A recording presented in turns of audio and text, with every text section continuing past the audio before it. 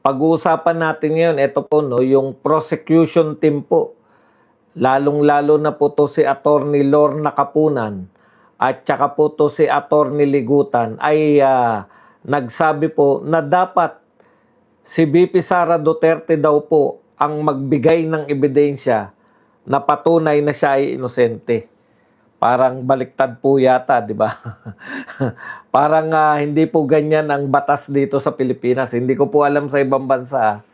Pero generally, kung sino po yung nag-aakusa, siya po dapat yung nagpapatunay ng kanyang akusasyon. Hindi po dapat yung the other way around. Okay.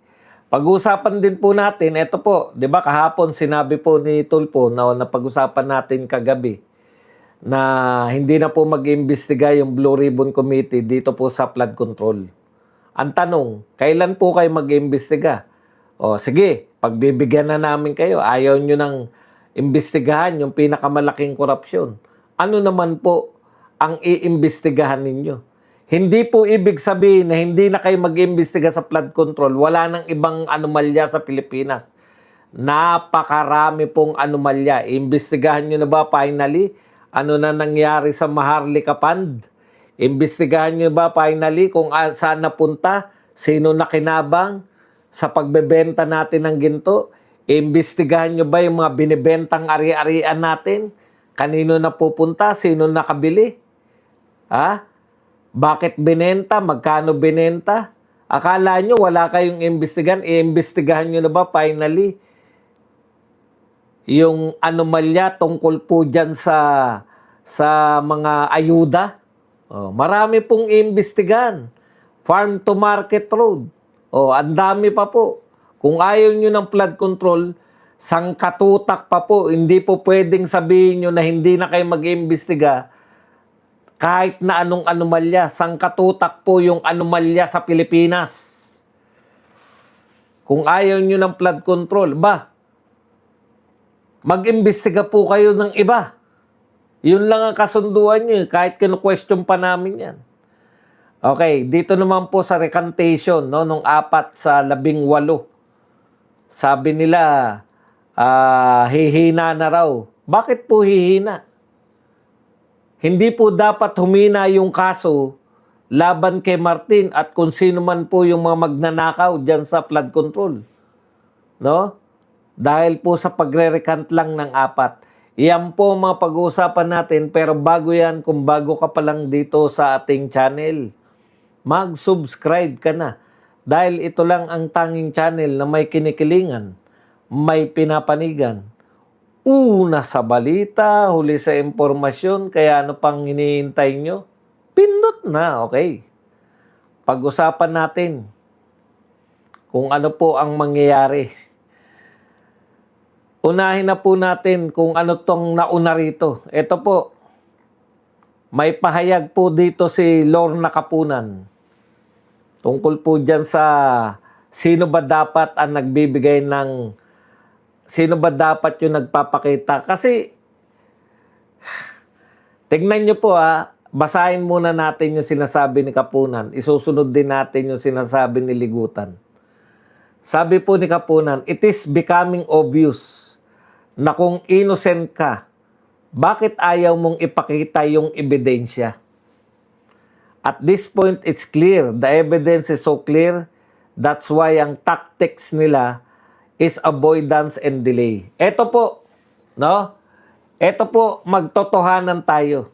Sabi ni Kapunan, kung hindi ka guilty, kung inosente ka, bakit ayaw mong ipakita yung ebidensya?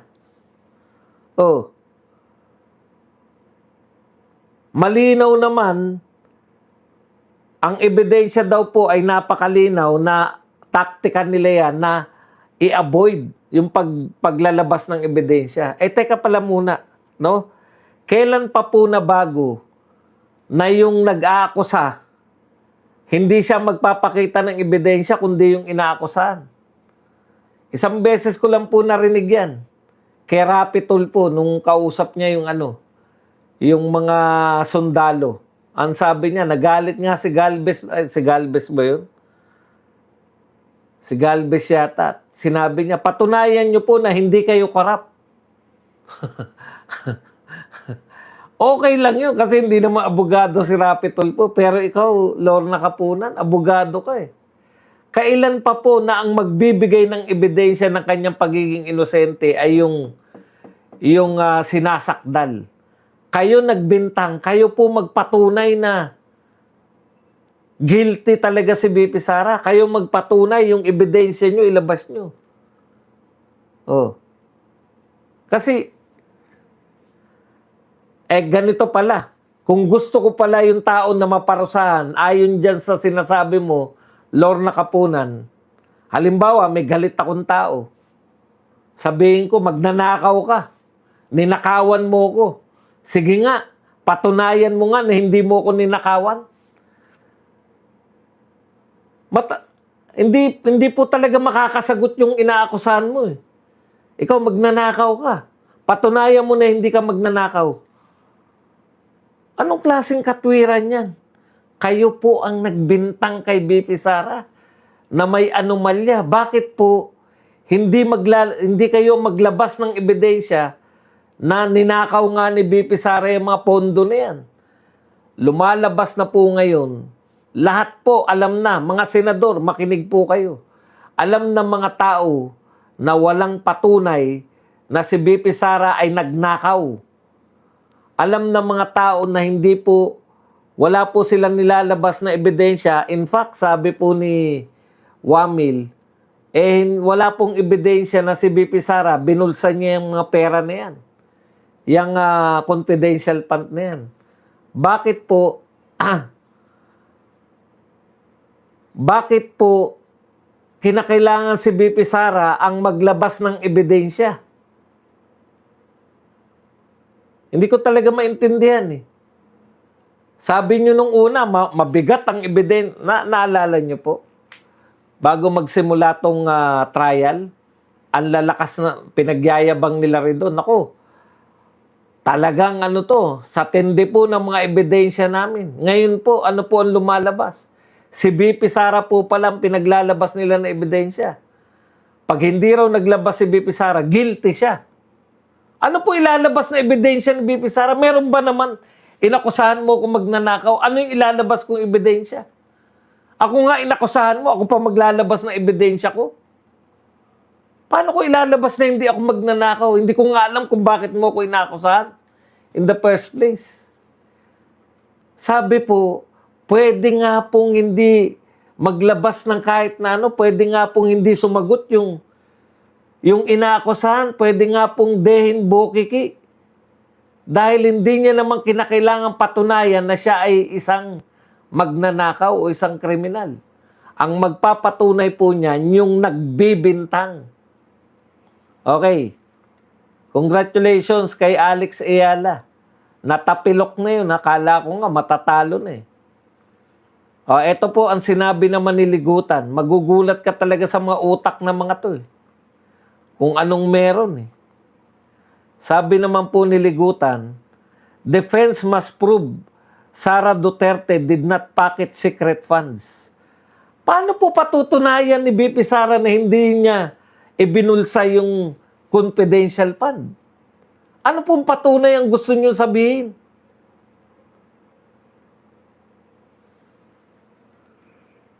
Defense must prove Sara Duterte didn't pocket secret funds. Paano po yun? Hindi ko po masabi.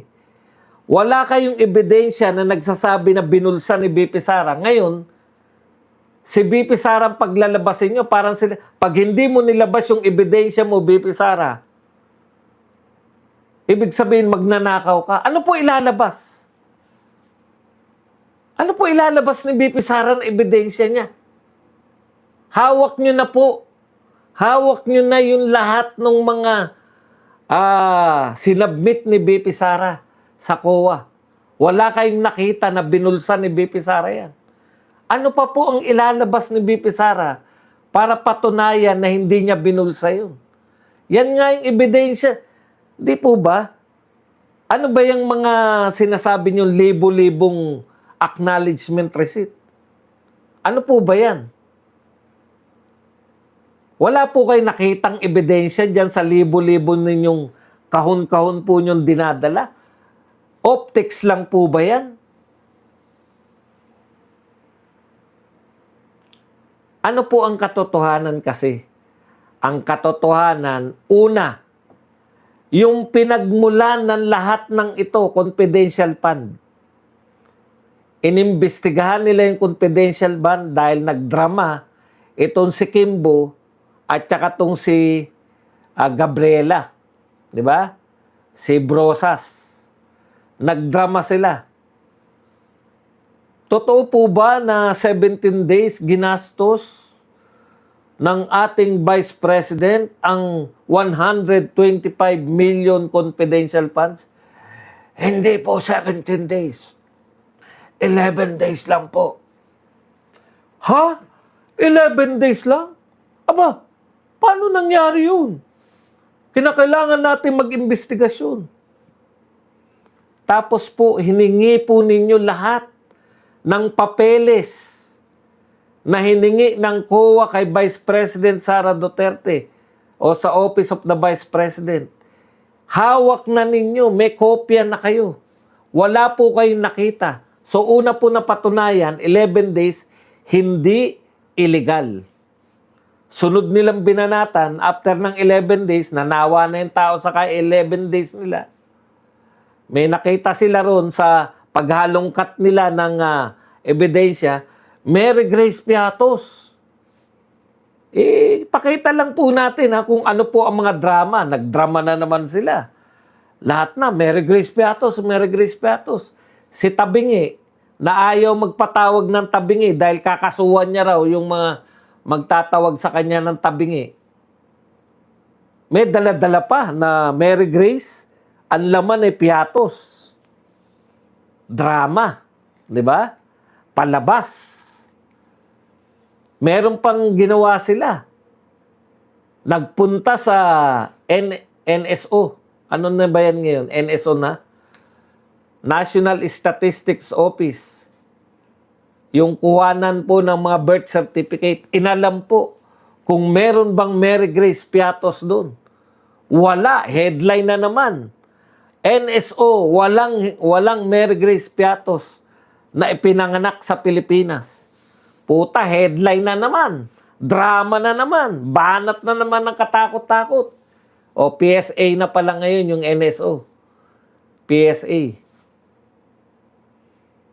Oh. Ano po ang patunay ngayon? Ano po ang sinabi? Pwedeng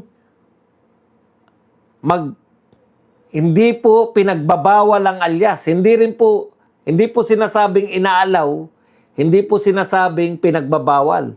Pero sa kasanayan po ng mga marurunong po dyan sa paggastos ng confidential fund, inaalaw po. Hindi po ipinagbabawal ang paggamit ng aliases. So, hindi na naman illegal yung Piatos. Yung Mary Grace Piatos, hindi na naman po illegal. Badong, kahit hindi illegal, sikat na sikat yan. Baka ang laki ng binigay dyan. Baka daan-daang bilyon ang nakuha ni Mary Grace Piatos. Magkano ba ang binigay kay Mary Grace Piatos? 70,000. Puta, 70,000?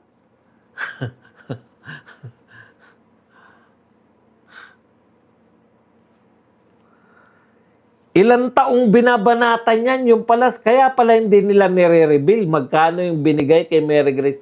Kaya pala wala pong mga bilang o wala pong presyo yung mga pinamigay. 70,000 lang pala. Ang laki-laking usapin, 70,000 lang. Yung lumabas po sa imbornal na babae, binigyan ng 80,000 eh. Walang kumwestiyon eh. Hindi na reklamo yung DSWD. Bakit nagbigay ng 80,000 sa babae sa imbornal? Yung taga Viva Max. Tip, 250,000 ang tip. Puta, kung 250,000, magkano kaya ang binayaran na bill? Kasi tip, mas maliit yan sa bill eh. Pwera na lang. Ito, pwera na lang, di ba? Siyempre, ganito po yan eh. Kunwari ang bill nyo, 1,800, di ba? O sige, sa inyo na yun, huwag nyo na akong suklian. 200 yung tip. Small time lang kami. Hanggang 1,800 lang. Hanggang 1,800 lang yung bill namin. May pulutan na yan, tsaka beer. Ganun po mga, ano eh, no? Kung tip lang po yan, yung 250,000, kung tip lang yun, mga milyon po ang ginastos dyan. 2 milyon ang ginastos dyan. Pwera na lang, ito yung pwera na lang eh. Kung dinidiskartehan mo yun. Di ba? Kasi kung ako nagbayad, sige, wag mo na, sa'yo na lang yung sukli. Di ba? Doon sa waitress. Kasi hindi ka naman, pag nag-table ka, hindi aabot yung 1,800 mo. Yan yung waitress na pag dumadaan, wala lang. Sa madaling salita, mga milyon yan.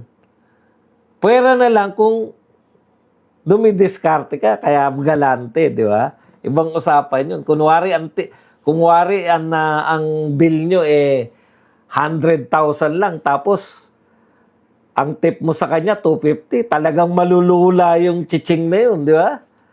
Anyways, balik po tayo sa realidad.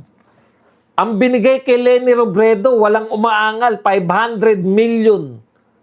Hindi po pampatayo ng Jesse Robredo kung ano man yun. Pampaayos lang, 500 million.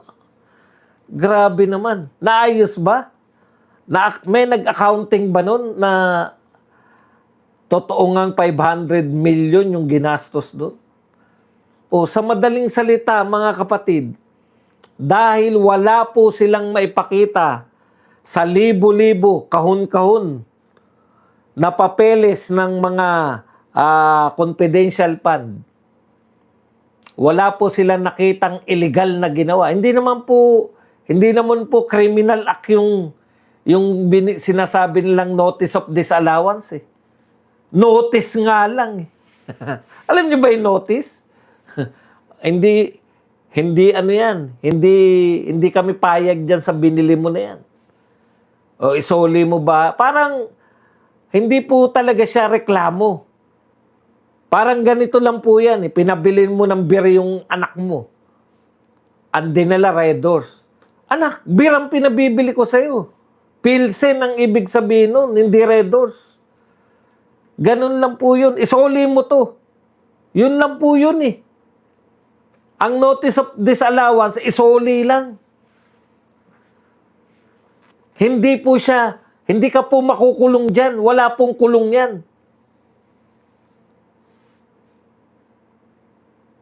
Walang kulong yun ba doon? Kahit na ano yung pinag-uusapan natin? Opo, parang nga pinabili. Bili ka ng beer. Red Doors ang binili. Puta, mali itong binili mo. Soli mo. Sabihin mo yung Pilsen. Yun lang po yun. Ganun lang. O kaya, sinabi mo, sige, bili mo ako rin sa Andox. Isang buo. Pucha, binili ng anak mo, isang buong liempo. Isang buo, meron bang kalahating liempo? O pag sinabi kong isang buo, manok yun. Soli mo to. Ganun lang po yung notice of disallowance. Hindi po yan yung bili mo ko ng tapos binulsa na ng anak mo yung pinabibili. Mali lang ng binili. Ganun po yun. May krimen ba ron? Kailan po magiging krimen yun? Magiging krimen po yun kung hindi bumili, binulsa yung pera. Yan po yung usapin ngayon. Ang tanong, binulsa ba ni VP Sara yung confidential fund? Eto ang sagot ng prosecution. Kaya maglabas ng ebidensya si VP Sara na hindi niya yan binulsa. Puta, bakit ako kung ako si VP Sara, bakit ako maglalabas ng ebidensya? Kayo nag-aakusa sa akin. Sa madaling salita, ganun lang po yun.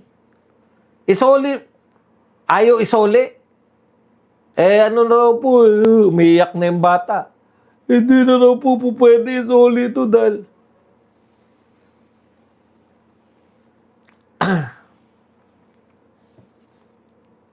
Okay.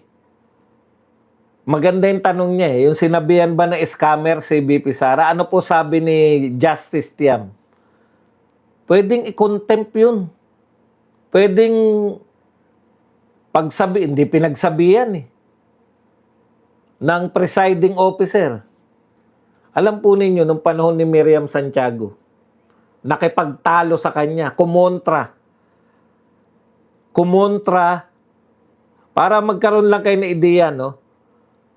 Miriam Defensor Santiago, may judge, may testigo sila, kumukontra. Bakit po kumukontra sa kaalaman ni Miriam? Parang pinagtalunan nila yung batas eh. Kasi dati po yung dati pong justice ng Supreme Court, si Carpio, yung babae, yung kalaban din ni Digong. Nakalimutan ko na kung ano yung pagtatalo nila ni Miriam. Judge lang si Miriam, hindi presiding officer. Senator judge lang. Ang presiding officer noon si Juan Ponce Enrile, Senate President. May pinagtalunan sila. Magaling sa batas yun dahil dating Supreme Court Justice at saka Ombudsman. Nagtalo sila. Pinagalitan ni Miriam. Pero bandang huli, nag-mea culpa. Di ba? Natatandaan niyo yun? Mea culpa. Nag-sorry. Kasi alam nila na judges yun. Kahit mas kahit na tama pa siya, hindi po pwedeng ang testigo ay makipagtalo sa judge. At dahil dati siyang Supreme Court Justice, alam po niya yung protocol. Hindi po pwede na makipagdebate ang isang testigo sa ano. Kaya ang dami pong mali sablay nito eh. Ang pinakaunang sablay, bakit po may waling-waling na dekorasyon?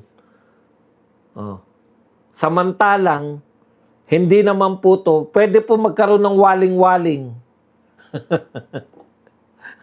Kung ang presiding judge, o kung, hindi pala judge, kung ang presiding officer ay yung Supreme Court Justice, at yan po ay nangyayari lang, kaya merong nariyan po, dahil Senate President siya eh. Ay, hindi lang pwede mag-preside yung Senate President pag ang ini-impeach o ang nakasalang sa impeachment court ay presidente ng Pilipinas. O yan po ang una. Ikalawa ito. O, pinayagan niya na tawaging scammer si BP Sara. Pinabura niya. Pero hindi niya pinagalitan man lang. Hindi niya man lang binigyan ng warning o kung ano. Nadadaan ni Lorna Kapunan sa patawa eh. Pwede kayong pagalitan. Kaya yung sinasabi nila ni Auntie Claire, na dapat daw hindi nakikipagtalo si Amy Marcos sa mga testigo dahil siya ay judge. Baliktad po. Dapat ang hindi nakikipagdebate yung testigo sa judge. Judge po yan. Eh. Meron ba kayo nakita na yung testigo nakikipagdebate sa judge sa lahat ng korte? Dito lang po.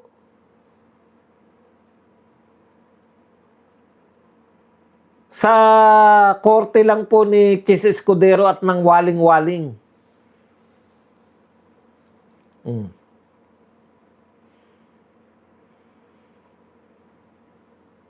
Kaya ang dami pong kapalpakan niyang nangyayari niyan eh. Okay, kalawa. Nasaan na tayo?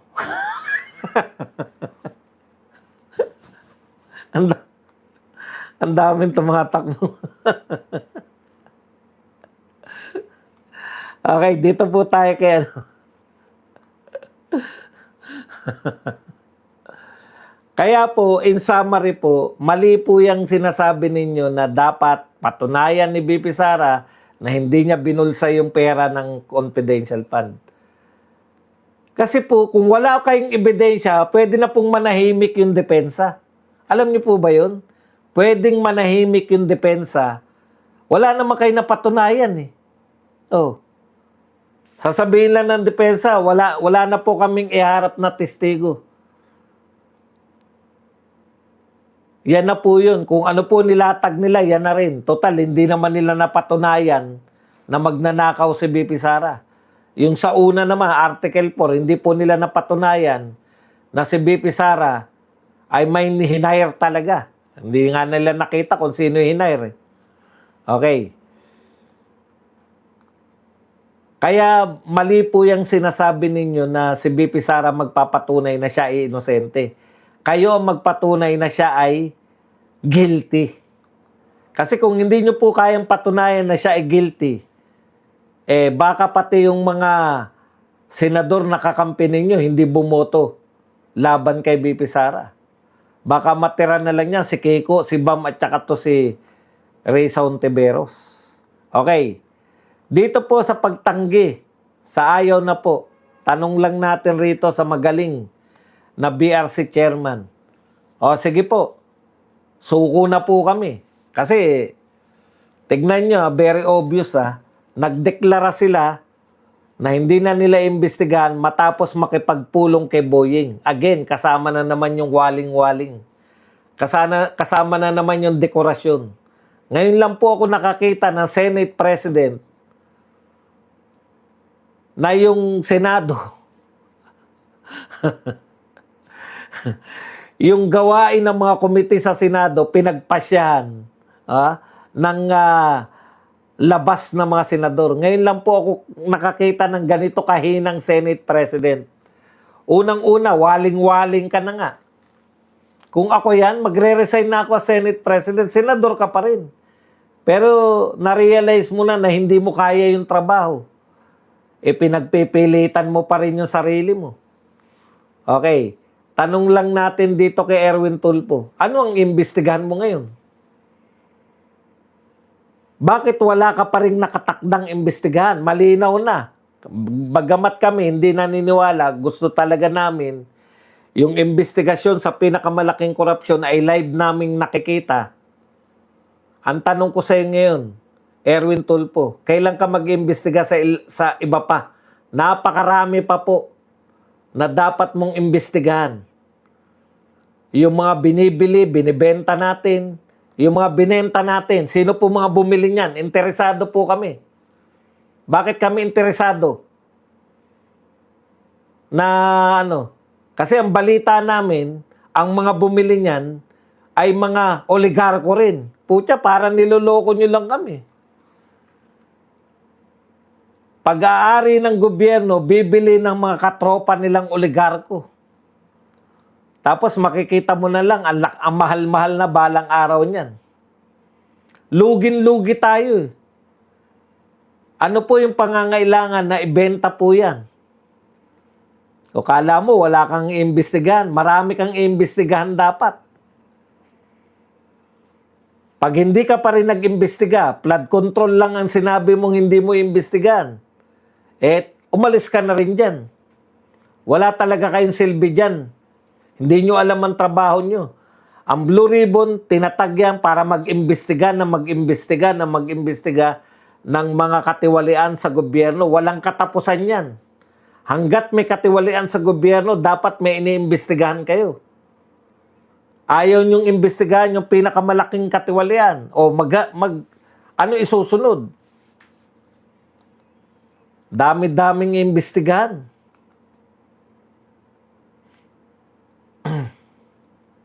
Okay. Punta po tayo rito sa susunod. Nakakadalawa na po, di ba? May mga bumaliktad. Sabi nila, hihina na yung kaso kasi bumaliktad na yung 4 ilan pa yung hindi bumabaliktad? 14? Alam nyo po, yung pagkakaalam ko, siyempre ang dami pong binago sa kaalaman natin. Ito talaga mga bendalo itong mga to. Pero po, sapat na po yun na may isa kang testigo. Merong mga ebidensya. May mga video, may mga pictures. Yan. Di ba pinapakita yan ng mga Marines? Meron silang mga picture, meron silang mga video. So meron pong merong ebidensyang tao. Kami yan, ako kumuha niyan. Eto kuha namin sa bahay ni ganun. Eto, dineliver namin to, nireceive ni ganun. Merong testimonial evidence. Meron din pong yung ebidensya na material, yung nahawakan, nakikita. O, kompleto po eh. Ano pa? O, may nag-corroborate ba? Yun po importante. Pag mag-isa ka lang, hindi po tayo nagsabi niyan. Ang nagsabi po nito si Lacson. Si Gutesa, nung siya tumistigo, dami nilang hinanap. Siniraan nila sa Gutesa na kesyo yung nakapirma na abogado ay hindi, etc. etc. Hindi, o pineke yung notaryo. Okay. O sige, given na yan. Meron ng ganyang sitwasyon na si Gutesa raw, sa ayon kay Lacson, wala naman nag-corroborate. Ngayon po, may nag-corroborate na. 18, nabuwasan ng 4. Paano po ba tinitignan ng isang judge yung nag-recant? Pag nag-recant po, hindi na po halos magagamit yung testimonya niyan. Bakit? Dalawa na testimonya niya eh. Hindi na po kapani-paniwala. So, sa normal po na korte, pag nag-recant yan, matatanggal lang po yan bilang mga, kumbaga, hindi na kapani-paniwala yan na testigo. Kasi nag-recant na eh. Dalawa na yung sinumpaan niya eh. Alin doon ang totoo? Kaya karaniwan po dyan, mare-relegate lang po siya na hindi nakapani-paniwala na testigo. So, sa normal na korte, kasi hindi natin alam kung paano po mag-isip ngayon ng lahat eh. Hindi na po normal kasi ngayon ng lahat. Kung sino po yung nag-iimbestiga, si Marcoleta, nag-iimbestiga ng mga magnanakaw. Siya ngayon na nakakulong. Lahat nung iniimbestigahan niya, yung mga iniimbestigahan niya na mastermind, wala. Laya pa rin si Martin, laya pa rin si Saldico, laya pa rin yung isang, ang sabi ng mga 18 Marines ay na-deliveran si BBM. Laya pa rin si Tulfo. In fact, siya pa po yung na-deliveran na, siya pa rin po yung BRC. Kaya ayaw eh. Okay na yan. Naunawaan ka na namin kasi bakit mo naman ididiin ang sarili mo, di ba? O iba na lang imbestigahan mo. Pag hindi ka pa rin nag-imbestiga, Tulfo, wala talaga. Kaya ka pala talaga nilagay dyan para wala nang maimbestigahan. Hindi lang po ang BRC, hindi lang po yan pang-flood control. Kung ayaw mo ng flood control, dahil very obvious kung bakit ayaw mo sa flood control, yung ibang anomalya naman. Kung wala ka rin imbestigahan, wala talaga yan. O, balik tayo rito. Ano na yung pinag-uusapan natin? Halo-halo yung utak eh. Ano na nga yung huli natin? Bago ko binalik kay Tulfo.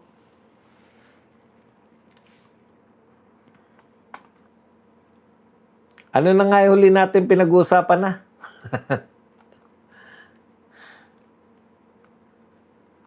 Ayon sa recant, di ba? Sa nagre-recant. Okay. Alam niyo po, eto nakakabilib eh. Ako, tama yun. Tama yung paliwanag na pag nag-recant ka, hindi ka nakapani-paniwala na testigo. Kasi dalawa na testimonya mo eh. Pareho mo sinumpaan. Eto ngayon ang tanong. Yung pong isa lang po ang sinumpaan, yung natitira pang 14.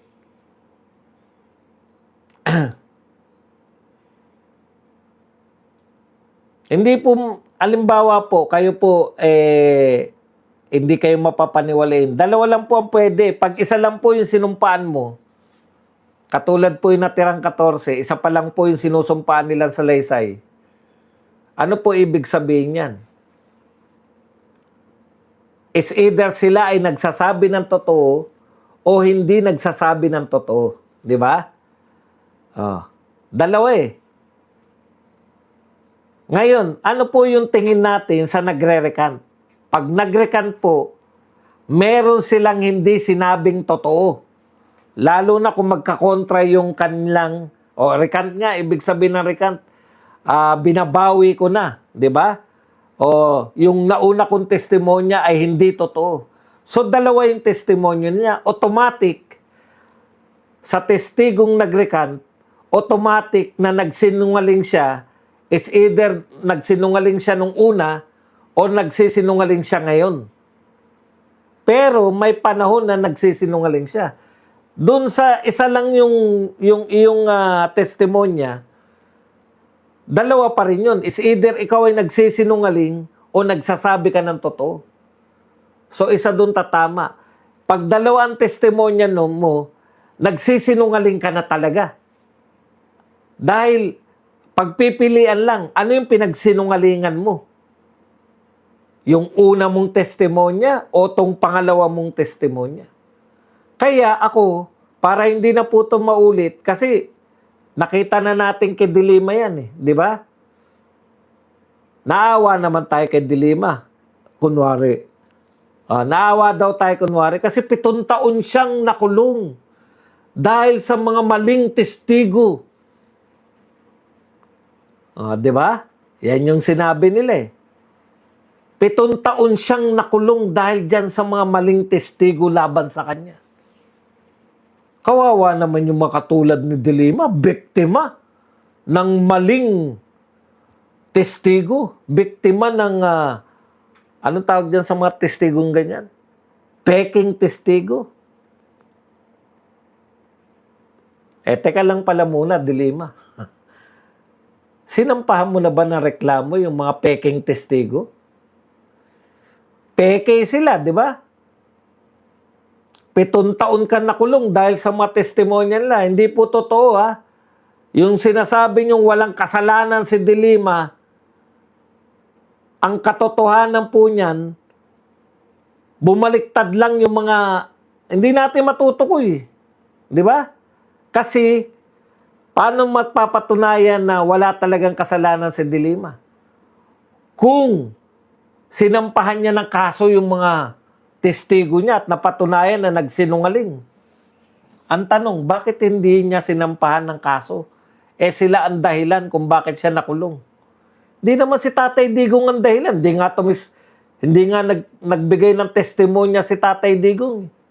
Etong mga testigo na to ang dahilan kung bakit siya nakulong ng 7 taon. Ang tanong natin, bakit hindi niya sinampahan ng kaso? Kaya po, mauulit po ng mauulit yan. Ibig sabihin, katulad sa formula natin, nagsisinungaling yung testigo ni Dilima. Hindi lang natin alam. Kasi, sigurado tayo nagsinungaling yung testigo ni Dilima. Hindi lang natin alam kung saan sila nagsinungaling. Yung una nilang testigo na tinuturo nila si Dilima na merong involvement dito sa droga, o yung pangalawa nilang testigo na bumaliktad sila. Alangan namang parehong tama yun. Hindi po pwedeng parehong tama yun.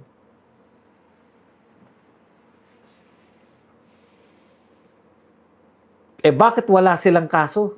Nagsinungaling sila. Under oath, nagsinungaling sila. Bakit hindi kinasuhan yung mga tao na to? Pwede pala yung ganyan.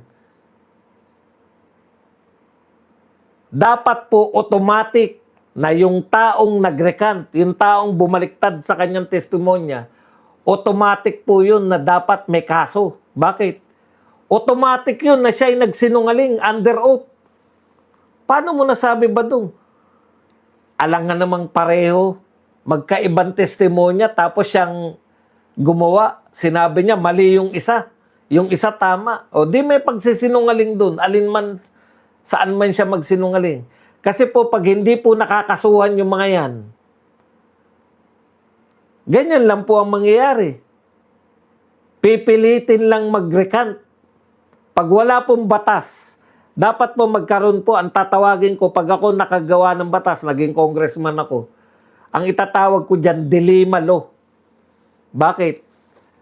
Bawal ng bumaliktad. Hindi ko sinasabing bawal bumaliktad. Pwede kang bumaliktad. Pero automatic, guilty ka sa kasong perjury. Bakit siya magiging perjury ba doon? Dalawa testimonya mo magkaiba. Yung isa doon, perjury. Kasi po pag hindi nyo ginawa ng batas yan, naunahan na ni Dilima, bumaliktad yung mga testigo, walang kaso. Sasabihin lang sa'yo, kita nyo ngayon, pwede bang mawalan na sila ng kaso, itong mga apat na bumaliktad? Tignan nyo po si Trillanes, kababaliktad lang, ano sinabi? Hindi ko na sila isasama sa kaso. Nakikita po yan ng mga pinipressure. Ano sabi ni Atty. Baligod? Pati raw mga barangay captain, pati raw mga kapitbahay, pati raw mga kamag-anak na may pressure dito sa mga Marines na to. Oh. Na bumaliktad na sila dahil delikado buhay nila. Hindi po ba? Tapos pag bumaliktad sila, automatic. Nakita nyo naman, deklarasyon ni Trillanes, tinatanggal ko na sa kinakasuhan yung apat na bumaliktad. Putya, automatic, nawalan sila ng sakit ng ulo. Pwera pa yung mga inalok sa kanila, kung totoo man yun. kunwari, hindi raw totoo yung inalok sila. Oh. Imagine, nabunutan sila ng tinik, nawalan sila ng mga kaso. Ito, nakailang piyansa na po yan. Ang dami po nagreklamo sa kanila. Lahat po ng mga politikong sinabi nila, may reklamo. Tignan mo pati si Erwin Tulfo, siya na BRC. Ha? Kung ako BRC, iimbitahin ko kayo. Patunayan nyo nga. Nakita mo, nag-deliver kayo sa bahay ko. Simple-simple lang, no? Diba? Blue Ribbon Chairman ka, inakusahan ka, diniliberan ka. Kung hindi ka diniliberan, ang dali mo lang banatan yun. Sigurado ka, nagpunta ka sa bahay? Saan ako nakatira? Paano mo nasabing akin yun? Kailan yun? May CCTV ako sa bahay.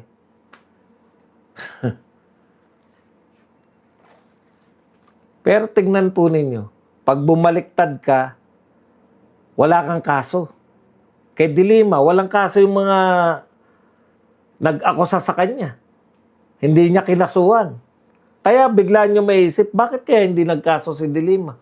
Eh yan yung dahilan bakit siya nakulong. Alam niyo na iniisip ko, pareho nang iniisip niyo.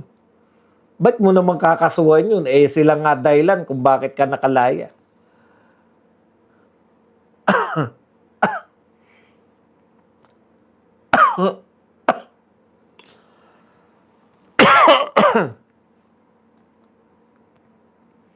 Kaya ako, para hindi na po ito maulit, magdadalawang isip po yung taong titistigo. Kasi once na bumaliktad ka, ay hindi lang po 12, Elijah. Map na kayo, no? Pag bumili po ako sa Divisoria at saka sa Recto, 12-12 po talaga, hindi po 12, 10-10 po ang bili ko nito. 10 puti at 10 ganito, itim. Yan. Para yung curiosity mo, hindi ano. Ngayon, kung gusto po makita yan, hindi ko ipapakita. Mura po kasi pagka wholesale ang bilihan. Ang wholesale, 10. Kaya pag ako po ay mag-abroad, nakakahiya naman sa abroad na nanggigitata ka. Ito po, maganda tong mga t-shirt na to pag mga bago eh. Pag ako po nagpunta ng Hong Kong, bibili na ako niyan ng 10 puti, 10 itim. Kaya lahat ng picture ko sa ibang bansa, itim at puti lang. Bakit itim at puti? Kasi hindi kasya, walang malalaking ibang kulay. Hanggang 2XL lang sila. Okay na ba yung curiosity mo?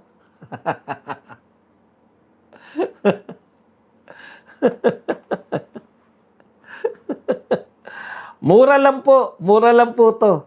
Ang tatak po nito, baka gusto pa. O ito, Fruits of the Loom. Yan. Fruits of the Loom. Opo, pati po brief ko. Correct ka dyan. May binibilang po dyan sa 1 luna. 100 po yun. Ang wholesale po, 100. Kaya lang, puti lang lahat. Kaya bumibili pa rin po ako ng mga decolor kasi walang decolor doon panay puti. Okay na ba 'yon? Hanford po tatak. Ganyan po kawais si Badong. Mapupunan mo naman kung ito pa rin yung t-shirt. Nag-ano na po to pag luma na kumbaga mawawala na po yung mga forma-forma. Kaya pag maluluma na, tatagal na po to ng mga ilang buwan. Okay ka na kaysa tinatansya ko yan Bibili ka ng isang mahal na t-shirt, 1,000. Di ba? Katumbas ng isang mahal na t-shirt, katumbas yan ng 10 t-shirt na ganito. Fruits of the Loom. Nakuha mo yung kung gaano kawais si Badong? Ano man ang gawin mo dyan sa mamahalin t-shirt, magluluma rin yung itsure. Di ba? Hindi mo na pupuna na-win over na kita. Kasi alam mo na nagsasabi ako ng totoo sa lahat ng bagay. Yan. Kaya step by step yan. Una, binabanata mo lang ko ng binabanatan. Pagkatapos niyan, ito si Badong kahit